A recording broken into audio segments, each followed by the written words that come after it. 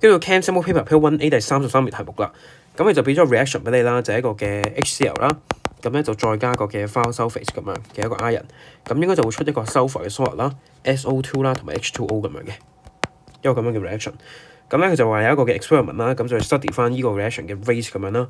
咁咧就同你講咧就即係一個固定嘅一個 HCl 嘅一個嘅份量咁樣啦，然後咧就唔同嘅 thiol sulfate 嘅一個嘅一個嘅 volume 同 concentration 咁樣啦。咁咧佢就問你啦，究竟邊啲 apparatus 咧係我哋係需要用到喺呢個 experiment 嗰度嘅？咁咧就 measuring 雖然係需要啦，因為你見到佢呢度就磅咗好多 volume，咁所以3係要嘅。咁然後2都要啦，因為如果你想去 study 個 rate，咁你就需要去知道個 progress of reaction 啦。咁所以就一定要去有個 stopwatch，咁你先即係比較到噶嘛。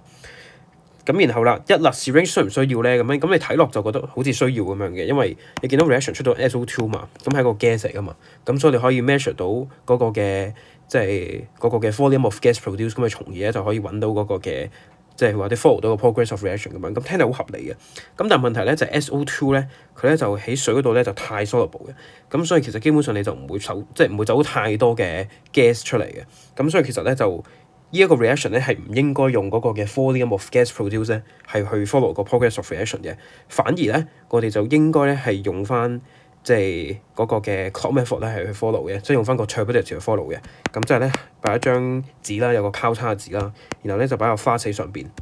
咁之後咧個 reaction 就出啲 sulfur 出嚟嘅時候咧，咁就會令個 solution 咧就 become turbid 嘅混濁。係啦，咁就慢慢就遮咗個交叉，咁你就睇翻個交叉幾時俾人遮住，係啦，咁所以就應該咧就係用一個咁樣嘅方法咧，而唔係用翻個 gas syringe 或者一個嘅